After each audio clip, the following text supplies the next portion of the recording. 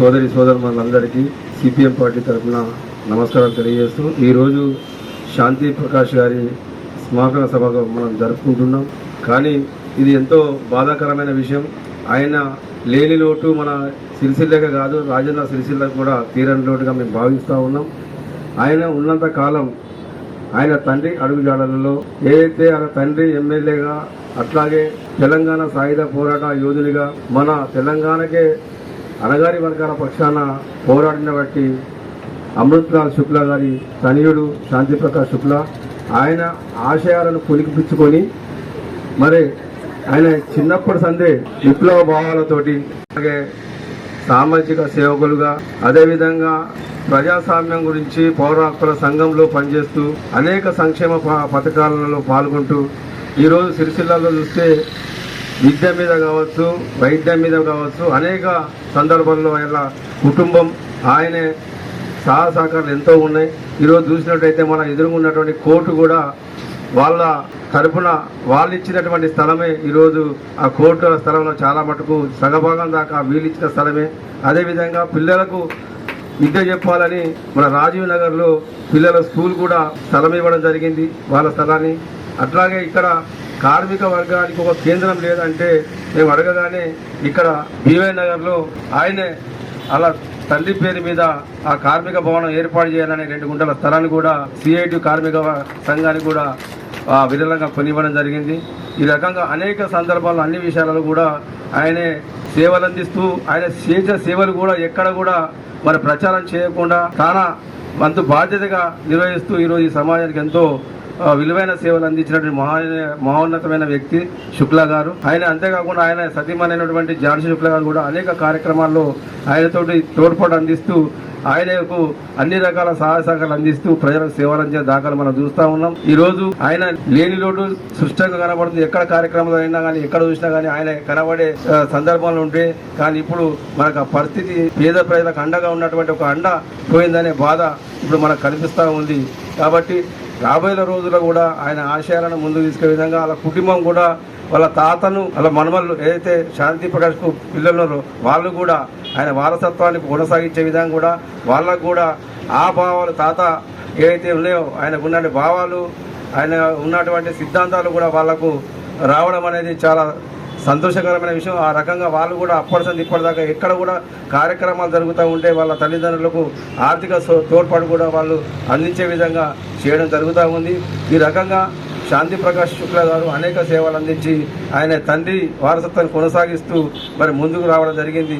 అలాంటి మానిని కోల్పోవడం చాలా బాధాకర విషయం. కానీ ఆయన కోల్పోయినా కానీ మనందరి మనసులలో పెద్దలు చెప్పినట్టు ప్రతి ఒక్కరి వద్ద ఆయన మనసులలో నిలిచినటువంటి వ్యక్తి. ఆయన ఆశయాలను కూడా మనం రాబోయే కాలంలో మరి ఇక్కడ ఉన్నటువంటి అందరూ కూడా ముందుకు తీసుకుపోతారని తెలియజేస్తూ ఈ అవకాశం ఇచ్చినటువంటి సభాధ్యక్షులు ధన్యవాదాలు. ఈ సంస్మరణ సభకు వచ్చేసినటువంటి పెద్దలు, గౌరవనీయులు, అభిమానంతో వచ్చినటువంటి మిత్రులు, శ్రేయోభిలాషులు, కుటుంబ సభ్యులు అందరి పేరున నమస్కారాలు. శాంతి ప్రకాష్ శుక్లా గారు యాక్చువల్గా ఇంకా బ్రతకాల్సి ఉండే, ఇంకా కొద్ది రోజులు బ్రతకాల్సి ఉండే, కొద్ది రోజులు అంటే 100 years కూడా బ్రతకాల్సిన అవసరం కూడా ఉండేది.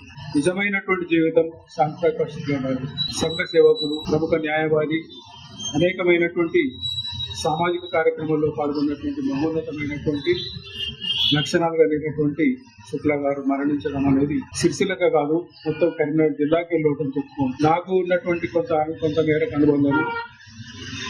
మంచి పేరు శుక్లా గారి, సిరిసిల్లలో మంచి పేరు ఉన్నటువంటి వ్యక్తుల్లో అగ్రగణ్యుడు శాంతి ప్రకాష్ శుక్లా గారు. న్యాయవాది వృత్తి స్వీకరించారు.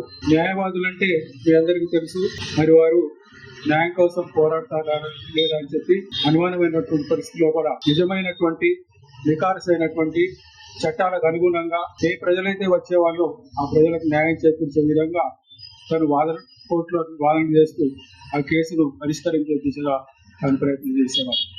నిజమైనటువంటి న్యాయవాది అన్నమాట. అంతేకాకుండా న్యాయవాది వృత్తితో పాటు సమాజ సేవ కూడా లోక్సత్తా సంస్థను కూడా తాను బాధ్యత స్వీకరించారు.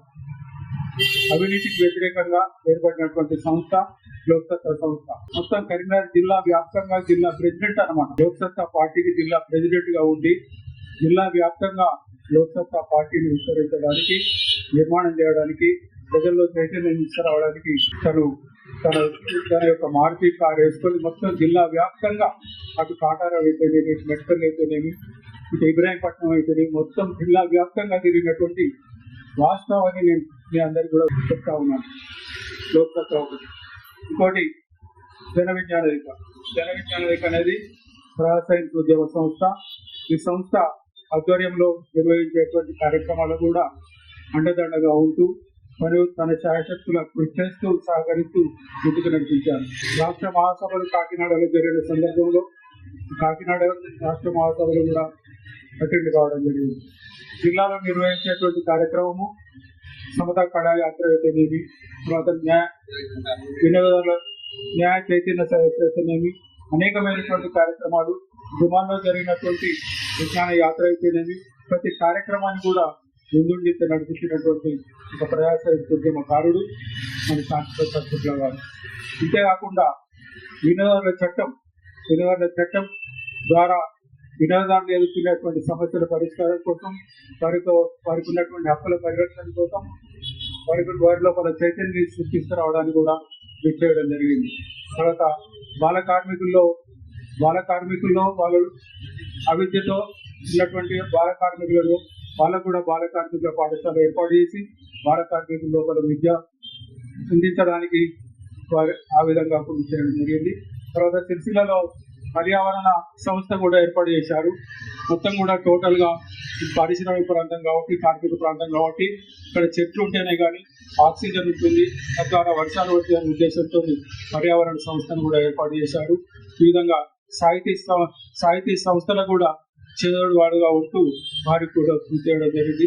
అంతేకాకుండా అమృతరాజ్ వారి యొక్క ఫాదర్ అమృతరాజ్ శుక్లా గారు మన సిరిసిల్ల మొట్టమొదటి ఎమ్మెల్యే అన్నమాట. ఆయన పేరు మీద ఆయన వారసునిగా తన వంతు కర్తవ్యంగా ఇంతకుముందే కామ్రేడ్ మోసం రమేష్ గారు చెప్పినట్టు అక్కడ కోర్టు స్థలం ఇచ్చినటువంటి దాత, మహోన్నతమైనటువంటి దాత. ఇప్పుడు కోట్లాది రూపాయల విలువ చేసేటువంటి ఒక స్థలాన్ని కోర్టుకు ఇవ్వడం అనేది చాలా గొప్ప విషయం. తర్వాత మన సిపిఎం పార్టీ కూడా స్థలం ఇవ్వడం, బిల్డింగ్ కట్టించడం, ఇవన్నీ కూడా ఒక మహోన్నతమైనటువంటి దాతలు చెప్పుకోవచ్చు. స్కూల్ బిల్డింగ్ కూడా ఇవ్వడము, అనేకమైనటువంటి దాతృత్వ కార్యక్రమం